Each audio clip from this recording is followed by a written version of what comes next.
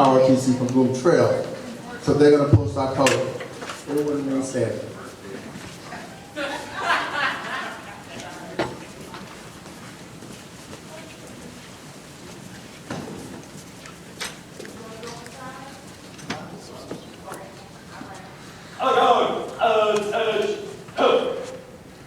Every colors. Ready, cut. Over, arch.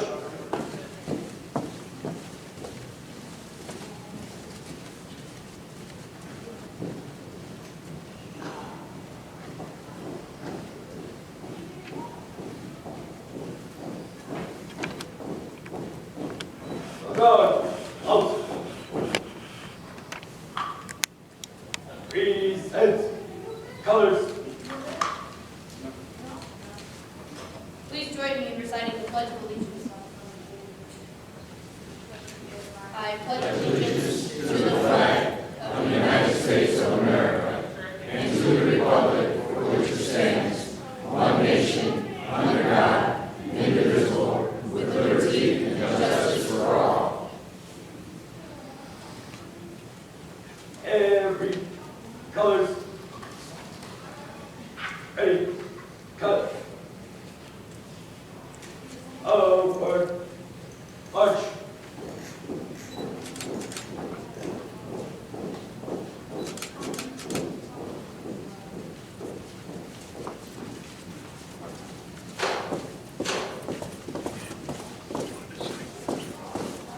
Guard, halt. Order, colors. Ready, cut. A guard is. Aye, sir. Hordes, colors.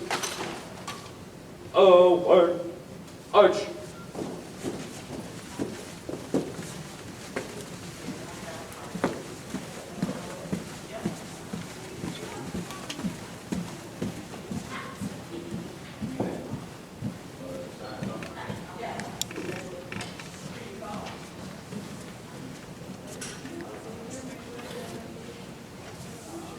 Let me just, you may be seated.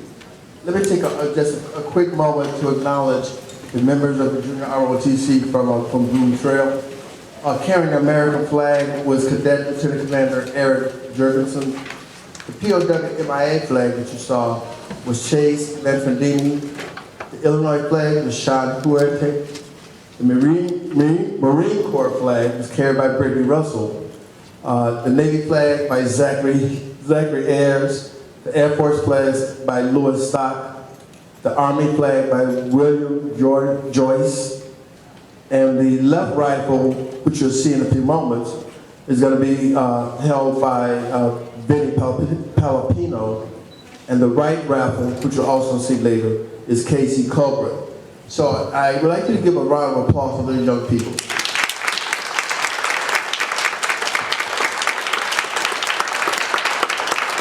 At this time, we're going to have our invocation by Reverend David Simonetti.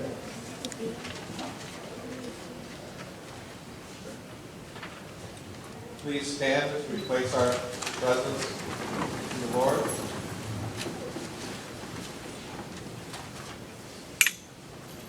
O God of the spirits and of all flesh, who have trampled death and annihilated the devil, and given life to your world, may you yourself, O Lord, grant to the soul of your deceased servants rest in a place of light, a verdant pasture, a place of freshness, from where suffering, pain, and cries are far removed.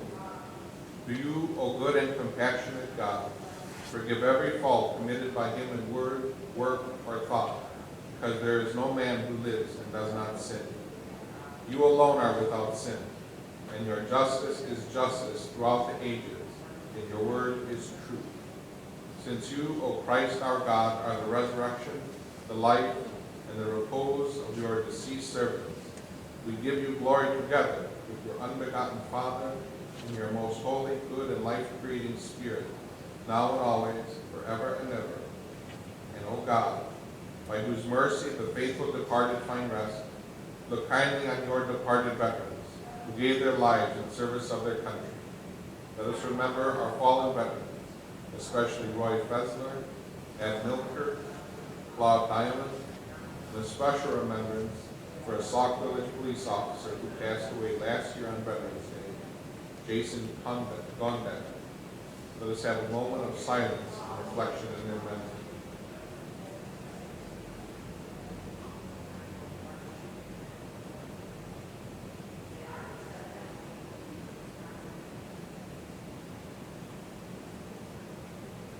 Grant that through the passion, death, and resurrection of your Son, they may share in the joy of our heavenly kingdom and rejoice in you, your saints forever.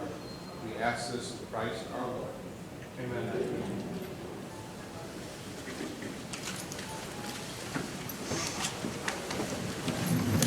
Thank you very much.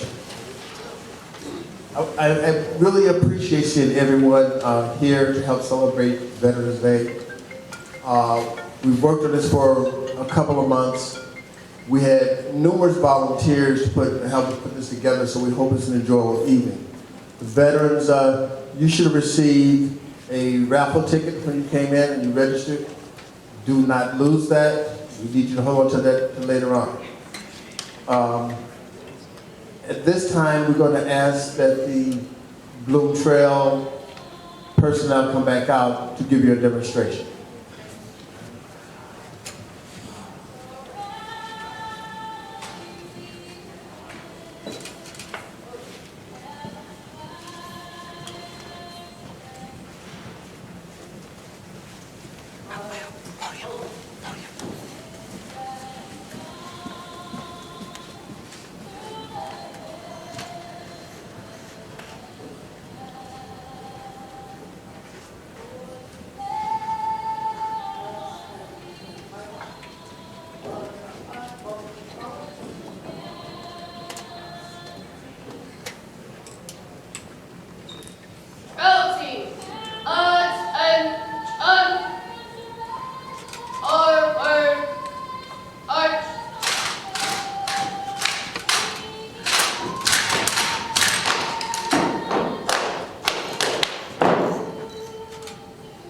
Presenting the Bloom Trail NJROTC Trail Team.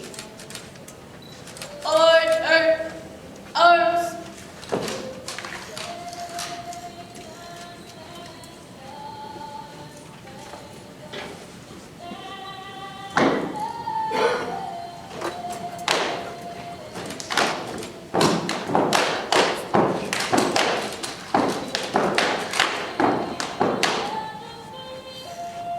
Out for ace.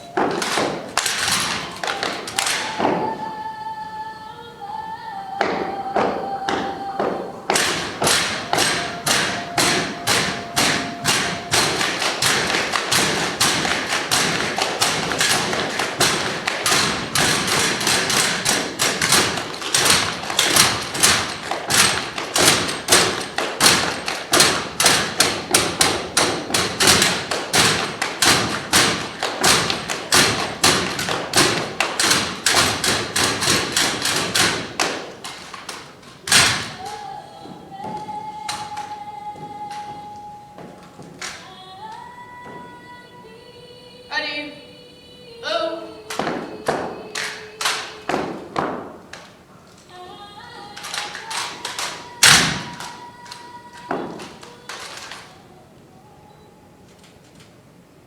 Order, arms.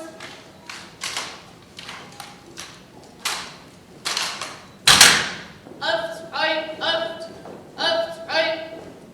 Trail team, out.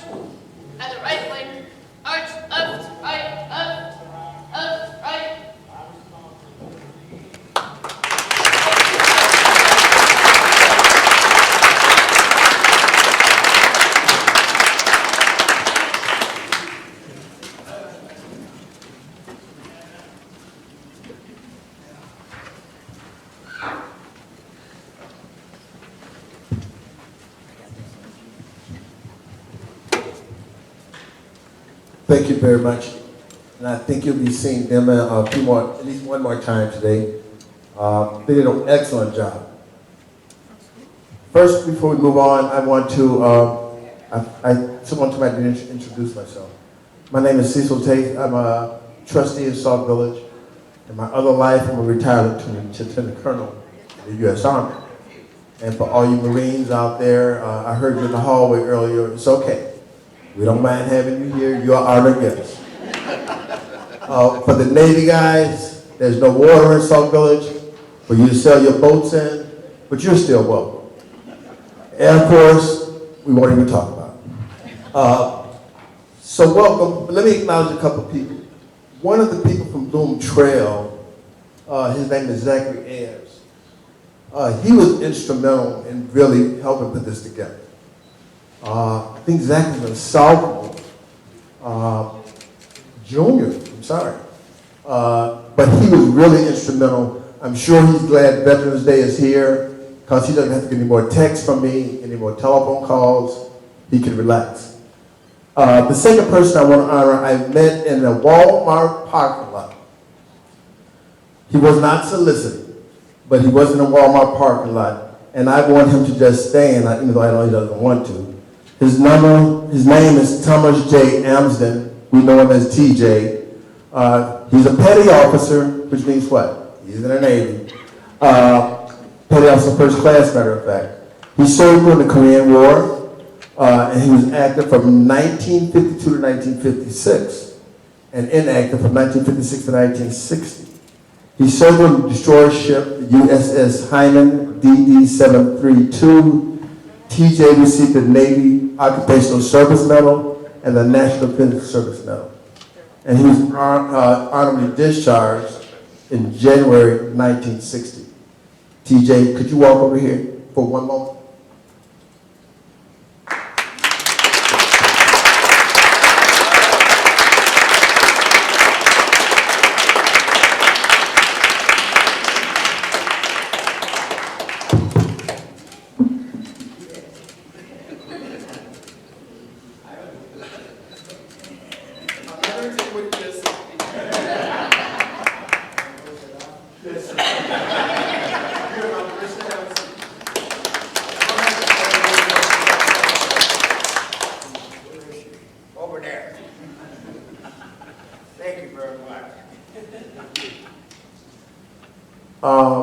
And we have another honoree.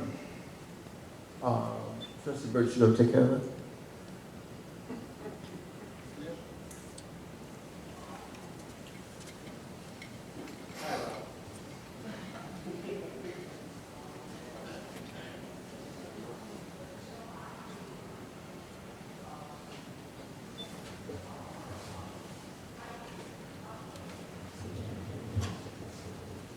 That was Trustee Burgess that I just had a conference with.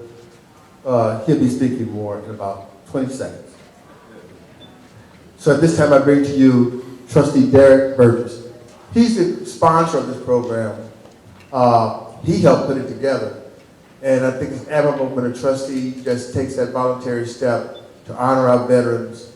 And he did last year also. So I'd like to give him a round of applause as he comes to the podium.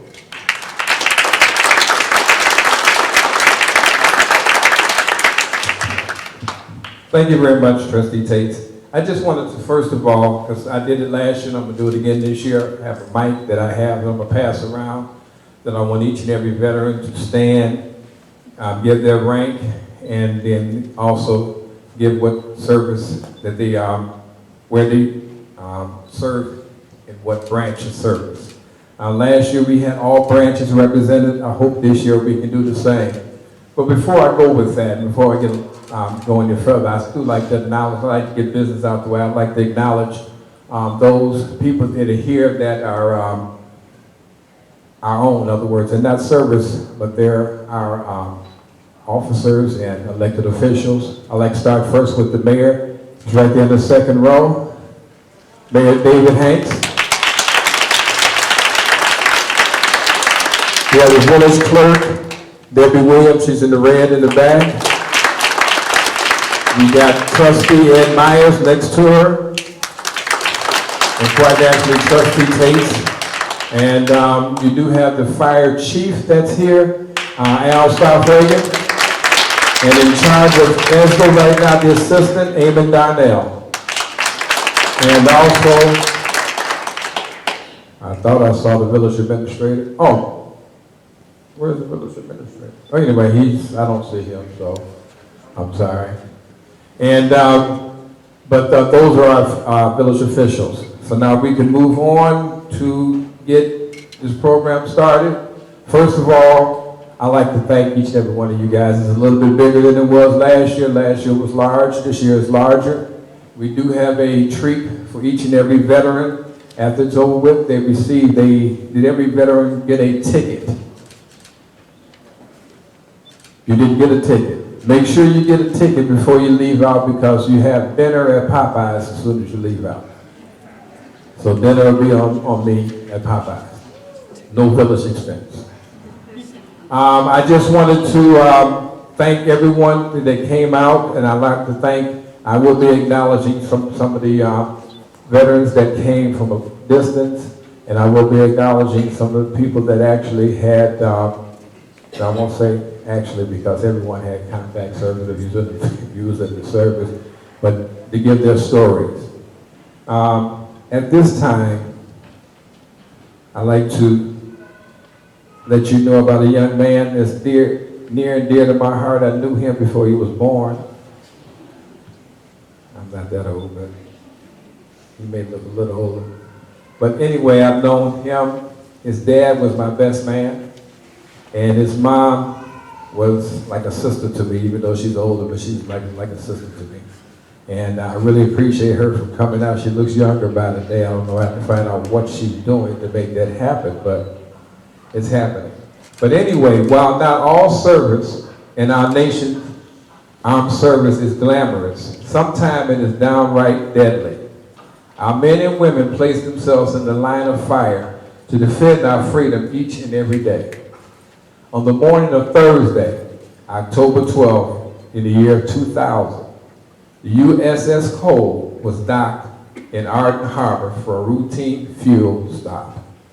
Around 11:30 a.m. local time, a small fiberglass boat carrying explosives and 2 suicide bombers approached the port side of the destroyer and exploded. Much of the blast entered a mechanical space below the ship's galley, violently pushing up the deck, killing 17 and injuring 39 crew members who were lining up for lunch. Our next speaker was on that USS Cole that day and during that attack, and he is here to share his story. So I would like everyone to please welcome retired U.S. Navy Petty Officer Eric Williams.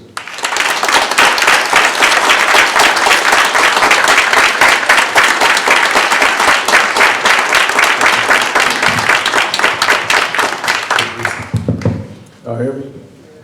I'm gonna put this thing, well, I might as well hold on to it now. Welcome, greetings all the veterans. Hoorah to my army, hoorah. Just like he said, October 12th, 2000, that was the day that changed my life forever. I actually kind of knew I wanted to be in the military like my whole life. I saw Top Gun at the age of 8 and knew I wanted to be a fighter pilot. I just didn't know that I had to swim to do that. I never learned how to swim, but I joined the Navy, go figure. Went to Whitney Young High School, joined the ROTC program there. It was a Navy ROTC, so I got all the way up to Master Chief Petty Officer in the cadet ranks, in charge of about 150 students because we were just starting the ROTC program. Then waited a little bit, joined the Navy. Joined the Navy June of 1999.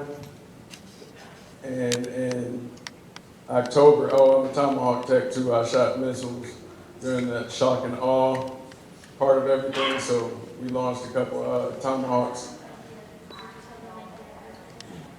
But that day in October, it was rough. like you said, a boat pulled up on the side of us, and we weren't thinking anything of it because we had been there since 5 in the morning.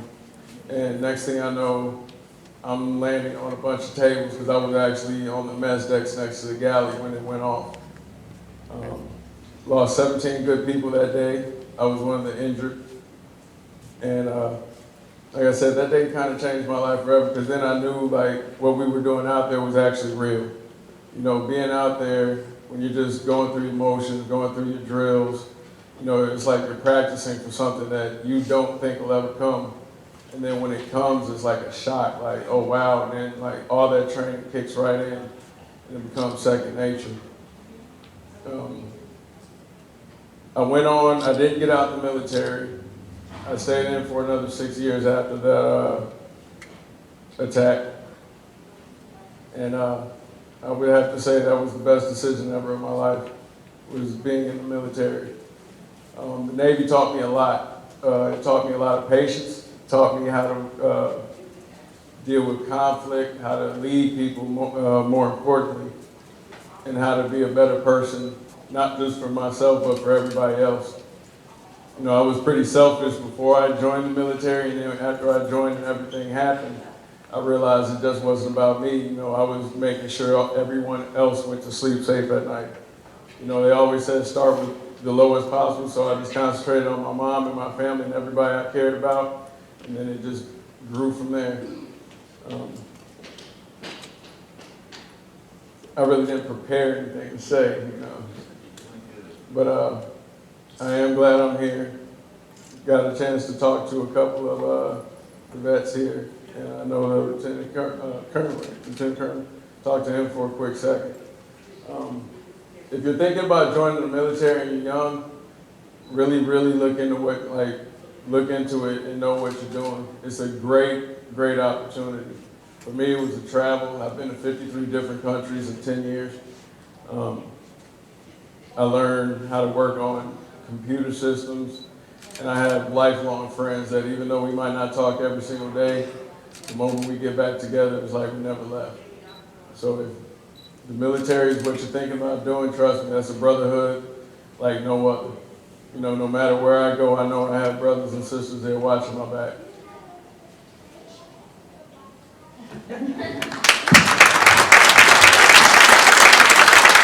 Thank you so very much. That's an experience that I'm sure he'll never forget. And what he just stated as far as joining the military, if you're thinking about doing that, that would be a great choice. At this time, who has the other microphone? Okay. I want to go around the room before we bring on our guest speaker, and I want each and every veteran to introduce themselves and please put their name, their branch of service. And I'm going to take a little roll so I can see who's who and how many we have. Good afternoon. I'm Lieutenant Colonel Jack Rivieto. I spent my first 12 years in the United States Marine Corps. I've been in the United States Army the last 14 years. I'm an infantry officer, and I've been to a few places.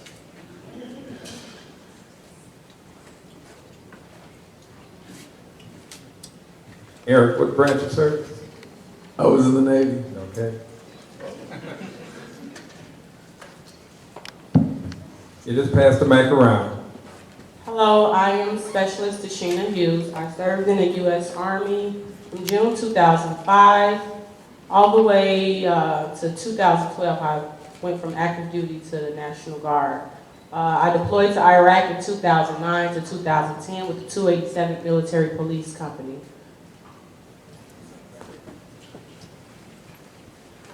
Hardwick Air Airs. I was in the Marine Corps from 1966 to 1970.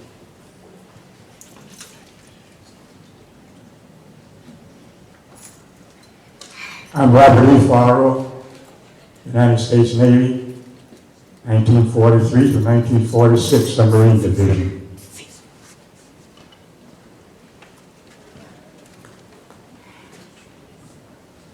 Floyd Morgan from the USAF, United States Air Force, 1952 to 1956. Wow. I wasn't here then. Preston Allen, 25th Infantry, Vietnam, 68 to 70. What branch of service? Army.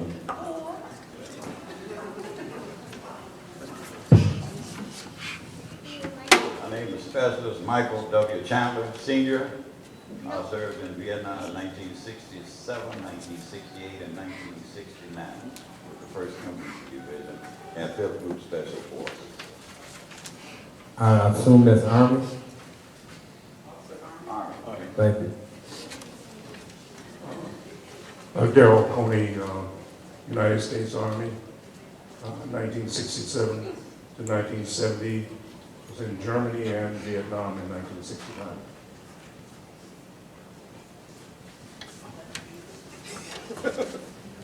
Bill Bishop, United States Navy, 66 to 72, and then I went reserve from 74 to 2003. There's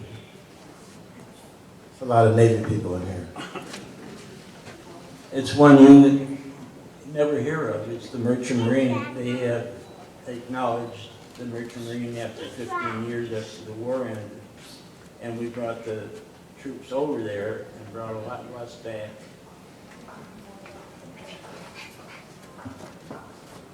Jim Schultz, United States Marine Corps, 1962 to 1966, in Vietnam for 65 and 66. And unlike the Army, we celebrated our 240th birthday yesterday. I knew that was going to happen. You just had to say that, right? Al Stoffregan, U.S. Navy, from 57 through 59. It was a great honor and a great experience.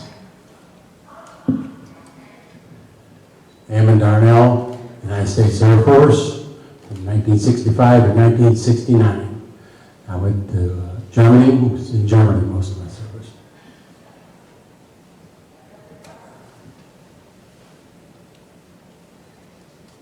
Ready?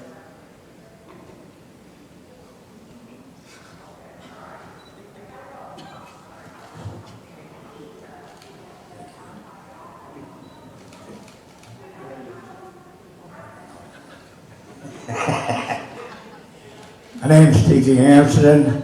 I served from 52 to 56 on active duty. I didn't get out until 1960 with honorable discharge. I was on a destroyer for 43 months. Went on a lot of cruises. It was a real experience. I don't regret any time out there, and I am very proud of what I did. And I had a son that went in the Navy for 16 years. I had two brothers that went to Vietnam, and they proudly served. Two come home. One got himself straightened up. The other guy didn't do so good. They're both gone, and I miss them both. But I'm very proud of my service and my brothers both. What branch of service? Navy? Cecil, I really appreciate what you did, and I'm going to hang it up now. No, sir, what branch of service? What branch of service? Navy? United States Navy. Thank you. For him, there's only one branch.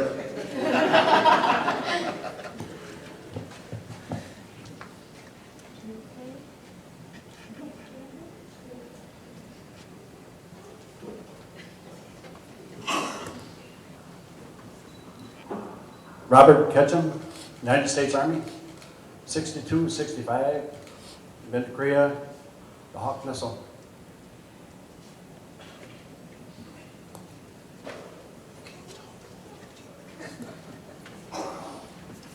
Gary Holcomb, United States Navy, 1967 to 1990, 16 years serving with the Marine Corps as a combat independent duty corpsman.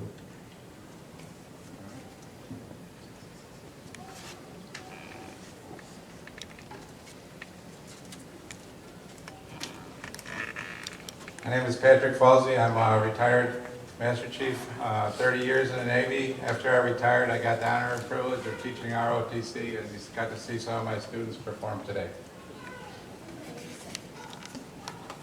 Did I miss anyone? Okay, Trustee Burrows. Okay, well, the Navy won it. Navy won it. Decisively, too. It wasn't close. They won, and then the Army, then came the Marines, and then also the Air Force, and then one person from the Merchant Marines. That's impressive. I do like to say one thing about I think it was the last gentleman that said, no, well, anyway, he's an ex-trustee, Trustee Schultz. Could you please stand again? He was a trustee. He used to always let us know that he was a Marine, and he was proud of it. And we're proud of him. Okay, now we're going to move along because I told everyone, you know, I'm not going to keep you here long. I know you have other things to do, and but I really appreciate you, everyone coming out today. Our next speaker, well, this is going to take a little bit for me to give the accolades, but he deserves them. Has a very impressive resume of service to our nation. Lieutenant Colonel Jack Rebo-Lebo, you know me, I'm enlisted in the United States Marines in 1988 and was commissioned as second lieutenant in 1994. In 2001, then Captain Rebo-Lebo, transferred his commission and entered into the United States Army as an infantry captain assigned to the 1st Battalion, 184th Infantry Regiment. After commissioning Lieutenant Colonel, first assignment was a fire direction officer and platoon commander. He then served as an assistant operation officer aboard the USS Boxer. In 2005, he was selected to lead a detachment of soldiers assigned to military transition training team where he served as combat advisor to the 3rd Brigade, 7th Iraqi Infantry Division in Western Iraq. Shortly after, he redeployed to Balad, Iraq, where he oversaw operations for the protection of daily combat logistics patrols. Upon returning from his second Iraq tour, then Major was assigned as an executive officer of the 2nd Battalion, 151st Infantry Regiment after a 2-year assignment. In 2010, he was reassigned as staff officer within the 39th Division. In 2013, he was promoted to Lieutenant Colonel and assigned to the U.S. Army Intelligence and Security Command. He also most recently completed a 1-year tour in Afghanistan. He is now assigned to the Department of Defense Consolidated Adjudication Facility, where he oversees processing of security clearances for the government logistics supporting U.S. forces worldwide. Among his many awards and decorations, he has received a bronze medal with oak leaf cluster, the Joint Service Commendation Medal, Army Commendation Medal with oak leaf cluster, Army Achievement Medal, Navy Achievement Medal, Army Reserve Component Achievement Medal, Selective Marine Corps Reserve Medal, National Defense Service Medal with Bronze Star device, and many, many more that I cannot, we'll be here all day. Lieutenant Colonel Rebo is currently stationed at Fort George Meade, Maryland, where he resides, though he resides in Indianapolis with his wife and 4 kids. He is a native of the South Suburbs, graduated from Marion Catholic High School, and has still not forgotten his roots, and that's why he's here today. And I would like to present to you guys Lieutenant Colonel Rebo-Lebo.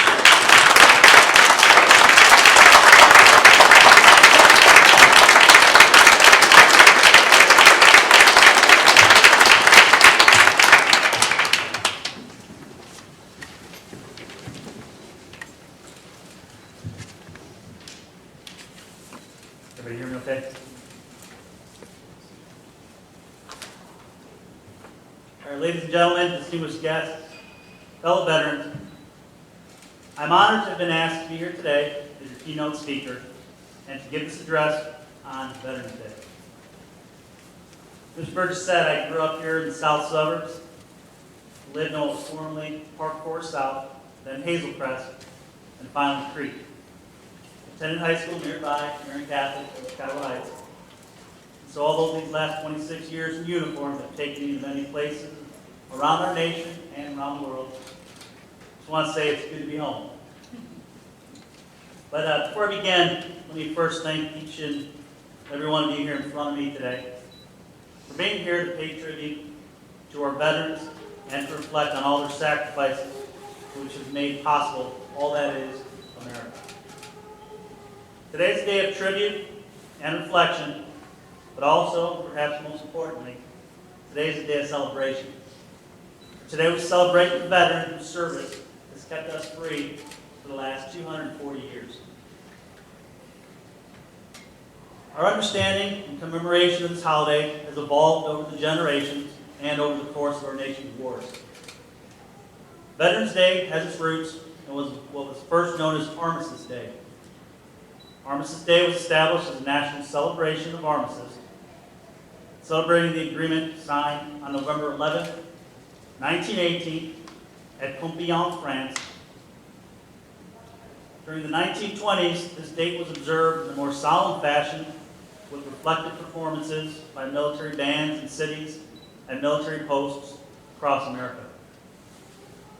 Rather than a tribute to what our veterans accomplished for our nation, Armistice Day was a remembrance of those American service members who died in the First World War, the war known as the war to end all wars because of its unprecedented destruction and casualties of over 38 million people, including over 126,000 U.S. military deaths and another 234,000 wounded. 97 years ago today, at 11 o'clock Western European time, on the 11th day of this 11th month, the guns fell silent and the carnage over 4 years of fighting came to an end. But less than 20 years after the first armistice observation, America and the rest of the world found itself again entangled in a world war. While this holiday was originally a remembrance of the silencing of the Great War's cannons and those that died in that war, the scope of our observance has changed over the last 97 years. In 1945, the Second World War came to an end, and then close to 500,000 Americans had lost their lives. Yet another 16 million American veterans returned home as heroes. As such, Armistice Day was expanded to include veterans of both world wars, and the day became a day to acknowledge the veteran, and then allowed what was at that time a 70-year-old tradition of Memorial Day to differentiate a day for the fallen. After World War II, remembrances became less solemn, with annual local parades and a more festive atmosphere across our nation. Armistice Day had evolved to a celebration of the American success on the battlefield. As America entered the 1950s, World War II was still fresh in Americans' collective minds.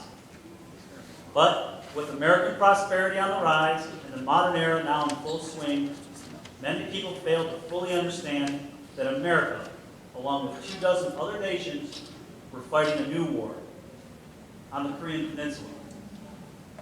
This would be the first of a number of conflicts where communism and the West went head to head. We know that the service members that fought in this conflict did so valiantly and faced the same horrors as their World War I and World War II counterparts. Yet their sacrifices went largely ignored as the Korean conflict became quietly referred to as a forgotten war. Yet shortly after the end of the Korean conflict in 1954, today's celebration and dedication officially was changed to what it is today, Veterans Day. And it became a day to recognize all American veterans from the time of the War of Independence from England through the Korean War as it had at that time. A decade after the renaming of today's holiday, America again found itself entangled in another Asian peninsula, once again fighting communist forces, this time in Vietnam.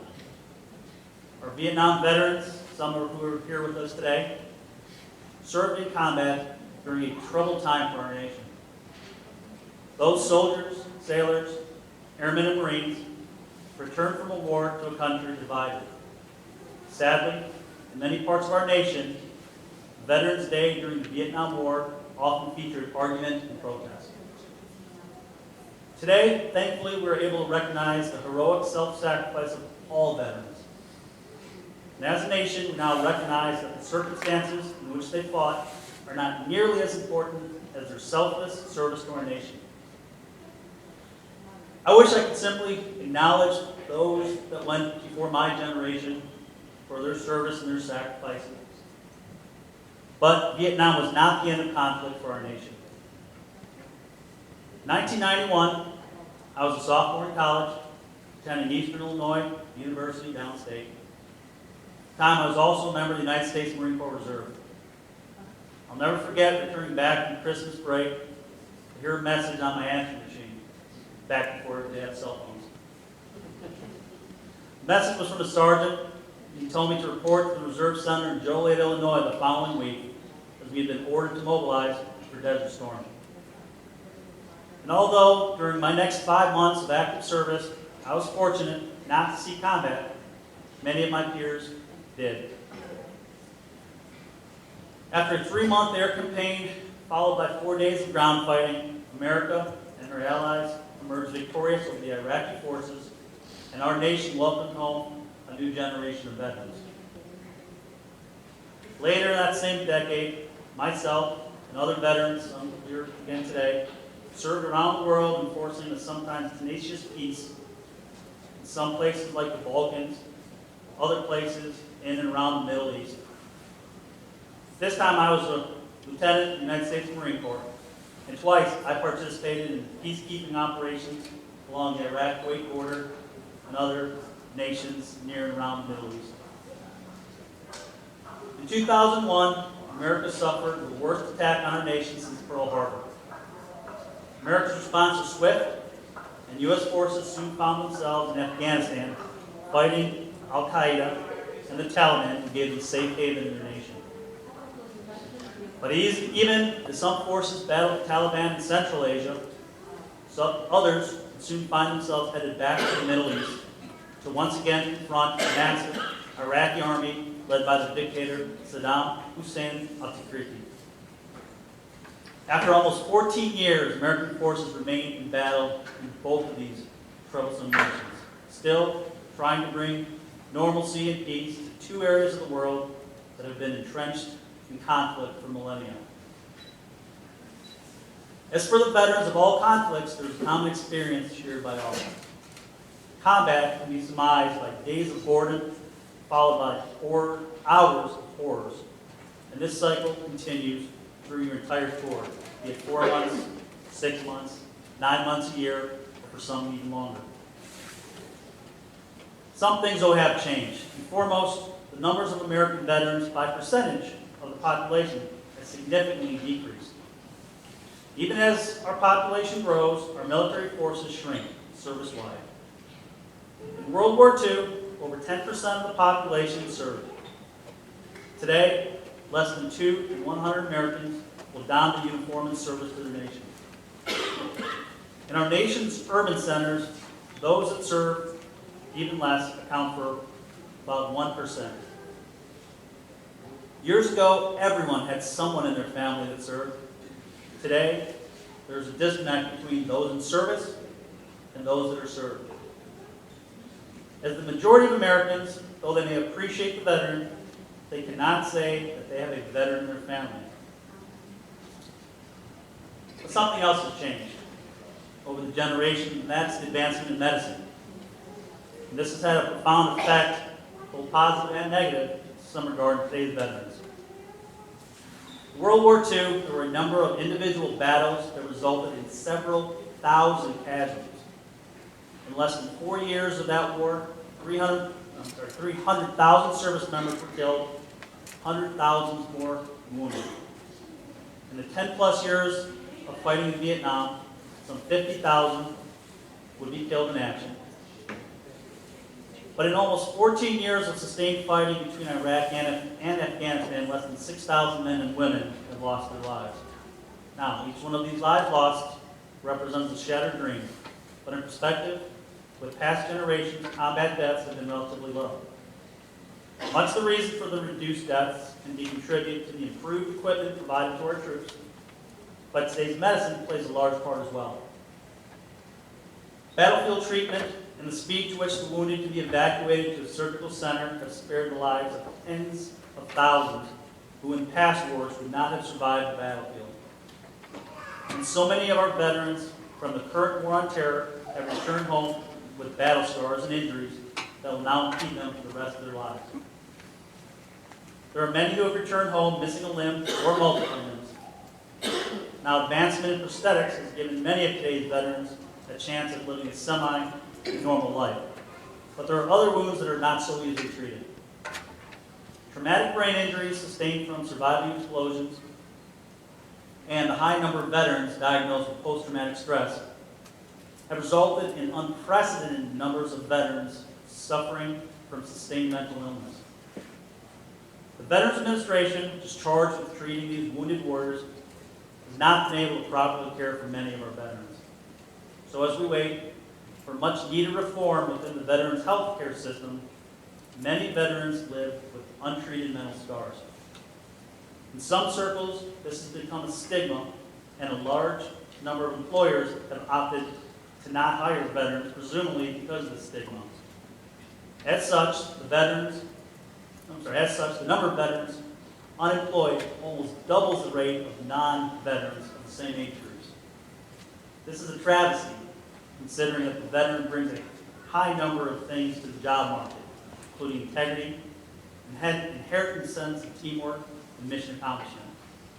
The veteran has real-world work experience, usually in situations much more difficult than any parallel civilian career. Yet, even with government incentives to hire veterans, their unemployment rate remains high.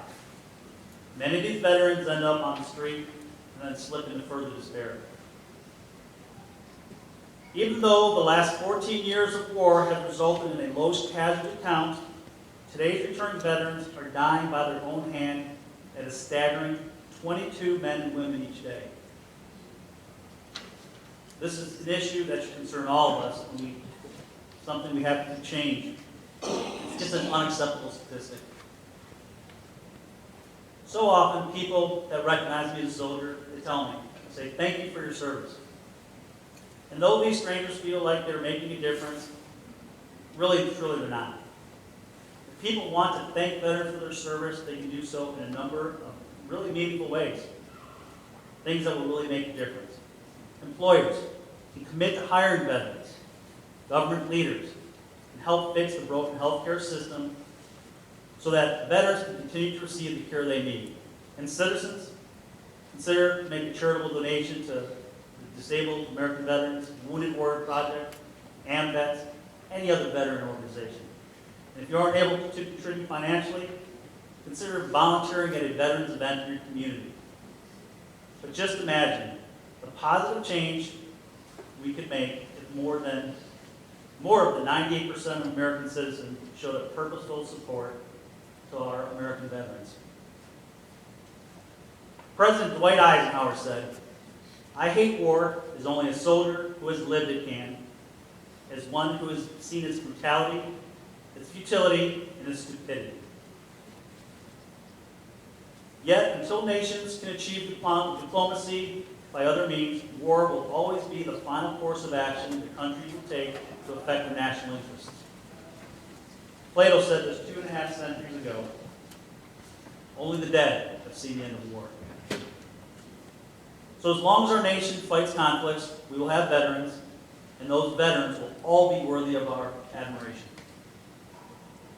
Veterans Day has become less quiet and more grand, part reflection, part celebration. This is certainly appropriate, for Veterans Day is a celebration of all that they have done for so many.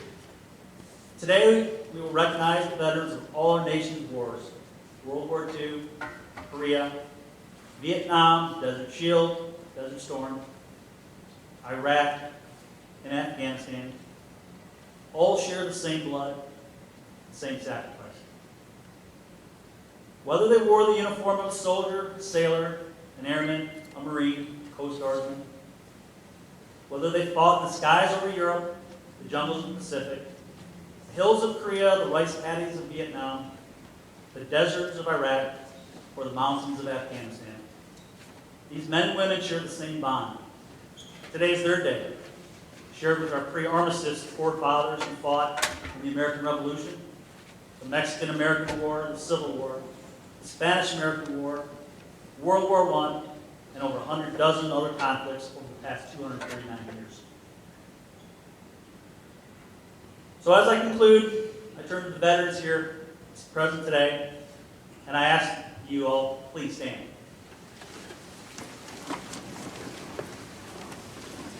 These brave men and women represent not only themselves, but all our living veterans. These are our citizens, those who have missed the birth of their child, their best friend's wedding. They've spent Christmas and Easter in a foxhole, a bunker, manning a cannon, wishing they could be home. They've endured cold nights on top of mountains, in the darkness of the night, perhaps tied to the rail of a warship in the middle of the ocean. They have all sacrificed something so the rest of us can be free. And lest we forget, let us remember those who are deployed today in service of our country.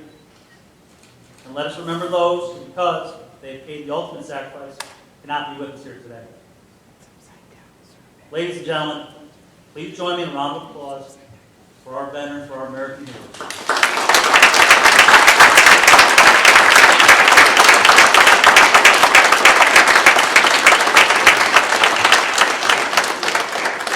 Ladies and gentlemen, be seated.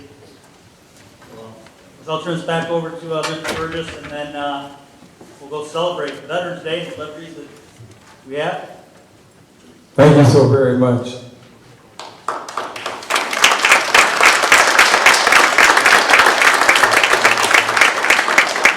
Okay, now comes the part that I look forward to every year. Last year we gave out flags to the veterans. This year we're going to give out flag pins, lapel pins.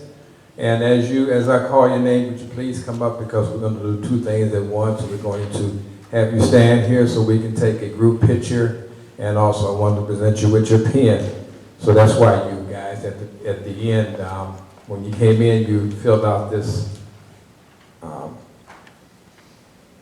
sign-in sheet. And as you hear your name, please come up, and I will present you with the pen. First person, Eamon Darnell.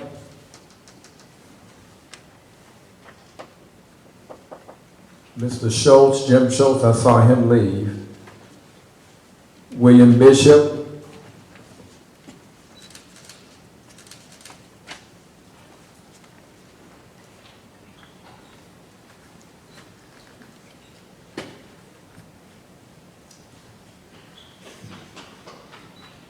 Okay, Mrs. Stoff Reagan, Al Stoff Reagan.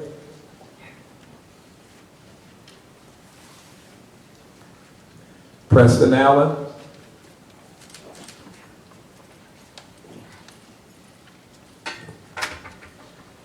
Thomas Amston.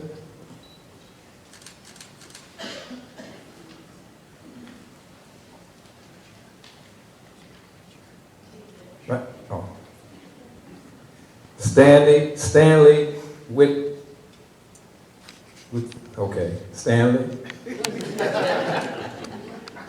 Stanley here? Okay, his last name is spelled Witulski. Okay.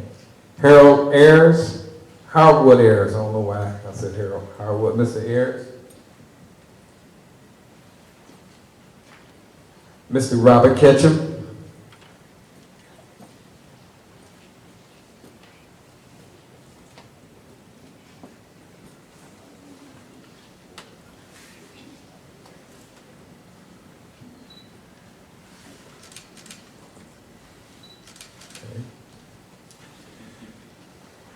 Robert Farrell,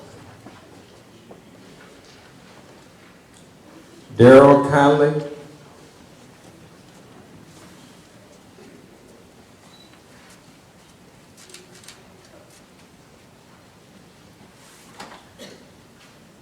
Floyd Morgan,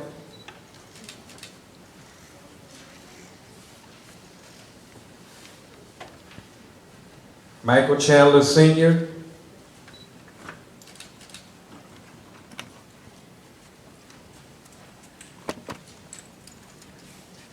Fahisha Hughes. I'm sorry. Kashina. I went to Catholic school.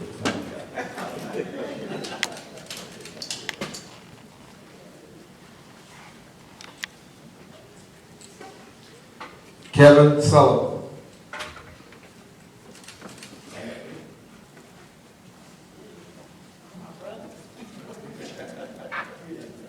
Oh, this must be your son, okay. And Armando Lupian. And I guess this is his wife.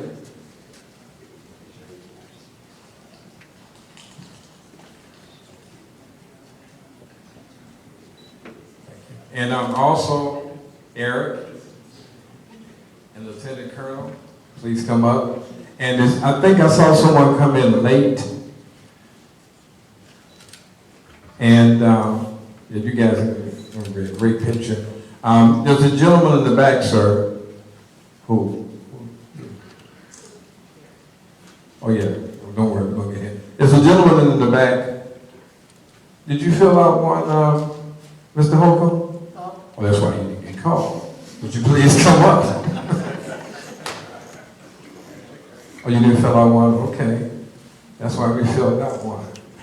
And also, gentlemen in the back, I see you, I know you're a veteran because you're highly decorated. Would you please come? He's with the ROTC. Bob Barnes. Why does he have a different uniform on? Okay, I thought, are there any other veterans that are here? Yes, I don't know why Lieutenant Colonel Tate, but Lieutenant Colonel Tate, please come up.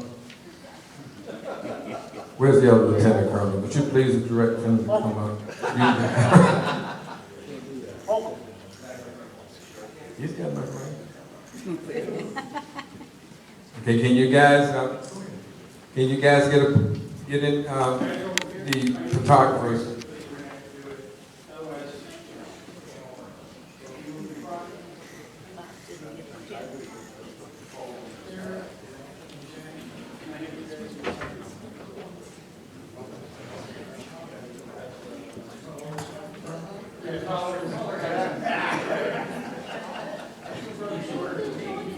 Please get the lady that was, she's the only lady. Please.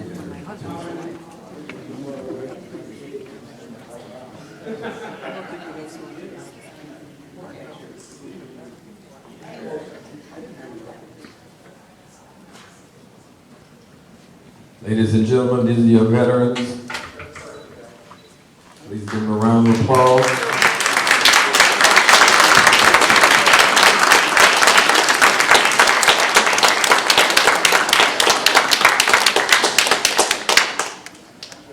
Okay, everyone's got, thank you. You will see this again. You saw the one that's in Guys, before you move, I want to get the junior ROTC in there with you. Oh, yes. Mary, you turn the camera on.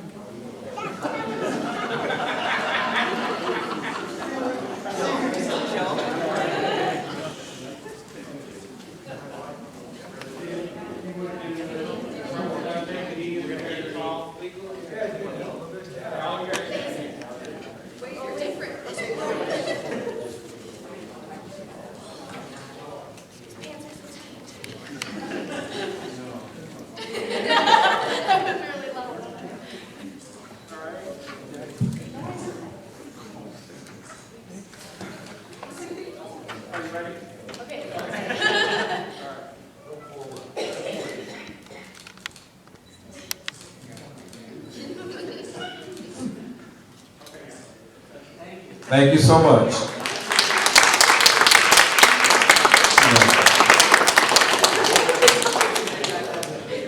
Bob, did you get a pin?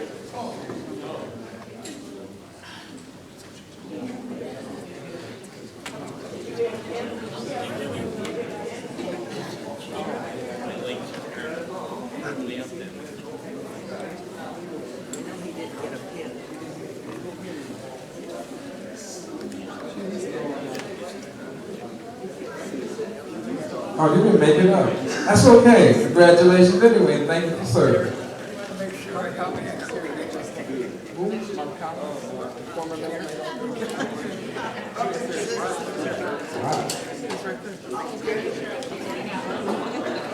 Okay,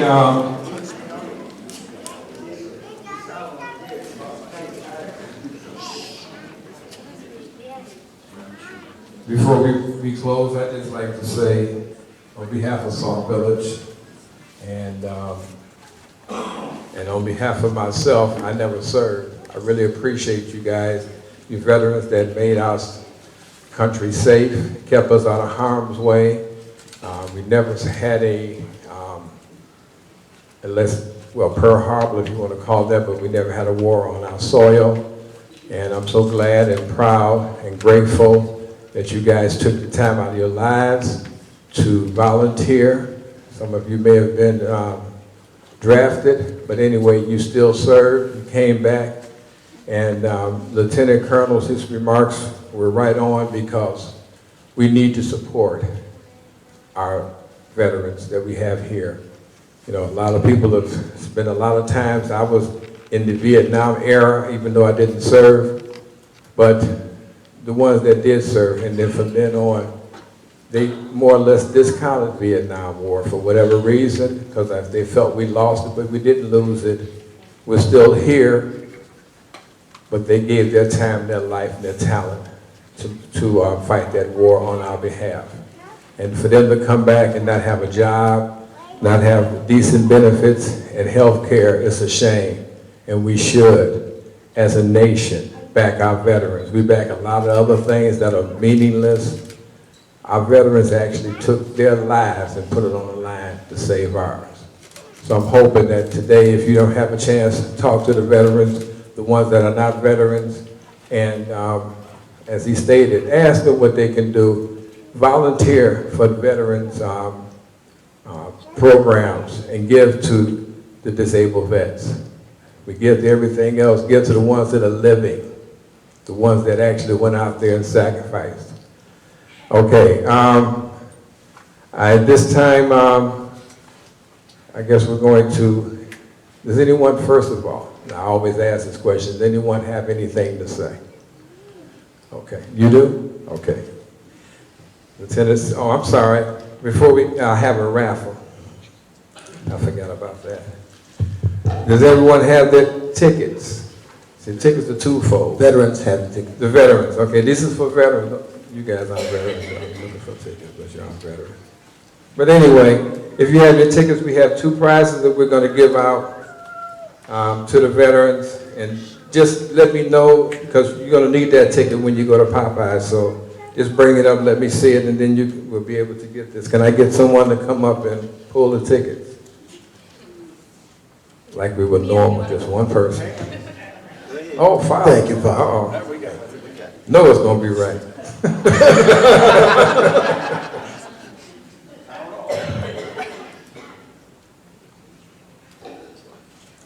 Okay, last three digits, 074.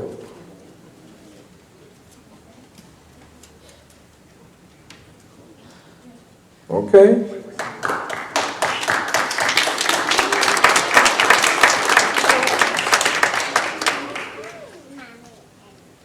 Okay, no, you keep that. And then I want you to pull the next ticket.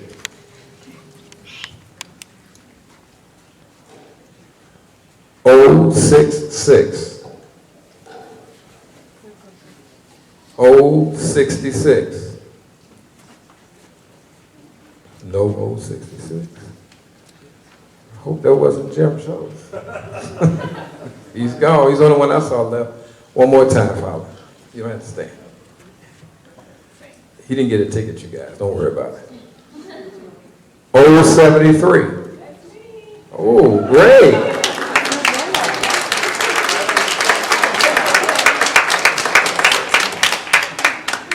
You keep that, yeah, you're going to need that. And as I stated, when we get through here, does everyone here know where Popeyes is located? If not, please raise your hand. I can let you know. Okay, when we get through here, they'll be waiting for you at Popeyes. You present your ticket, and you will get a meal. So just, I'll be there, and I'm sure everyone, most people here now, the ones that are not a veteran, they have to pay. Chicken in the biscuit. But please come out, and if you have a chance, come talk, and not just, just come out and talk to your veterans, or you can talk to them here, but the reason why I want them to leave, because we have everything set up there, chicken is warm and everything, so we're trying to move it on and get everyone there so the chicken can be pretty warm. At this time, I'd like to turn it back over to my friend and trustee, just temporarily. You heard that. Okay. You have a hand up back here. Yes.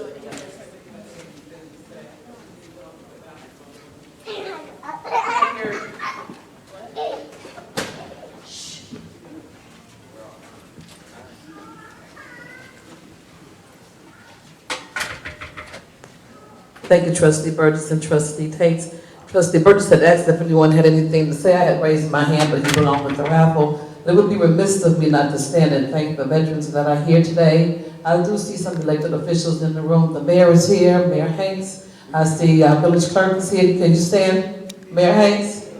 Okay, I wasn't here for that, but I just want to say on behalf of the elected officials that we do appreciate the veterans as well. My father was a veteran. I have family members that were veterans, and I just appreciate all the hard work. And we know that more than anything else, that prayer took you there and prayer brought you back. God bless you.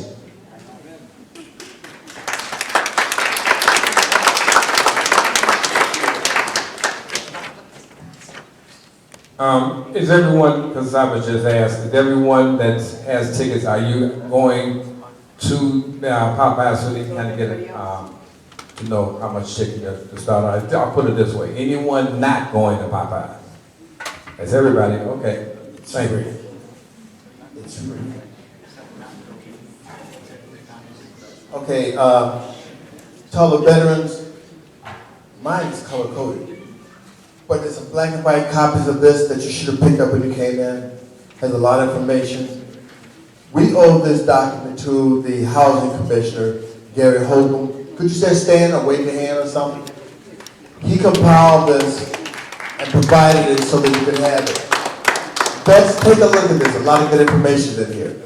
For me, if everyone's heard of Hines Hospital, vets heard of that.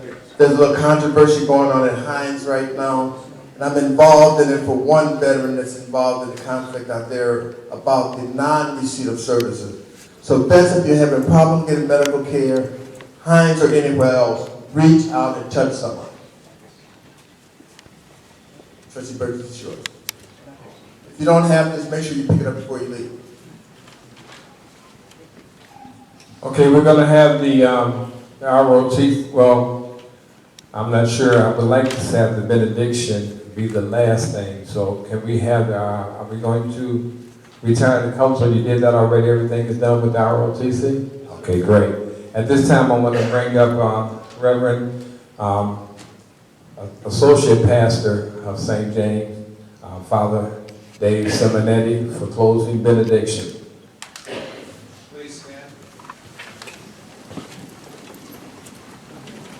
Benediction comes from the Latin benedictio, which means one who blesses.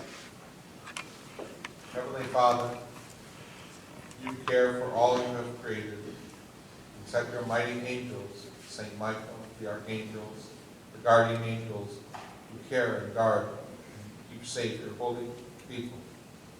And you give certain individuals the gift of courage, dedication, sense of communion to protect your people. While we still sojourn in this chaotic and dangerous world, they protect us, and we ask you to bless them and their loved ones until we see the holy city coming down from the heavenly Jerusalem upon us, where there will be no more chaos or war, cries, tears, and death is conquered forever. In your holy name we ask you.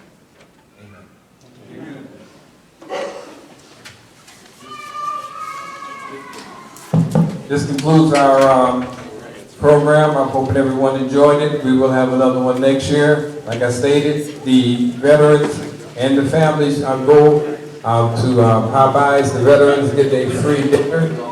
And thank you very much for coming out.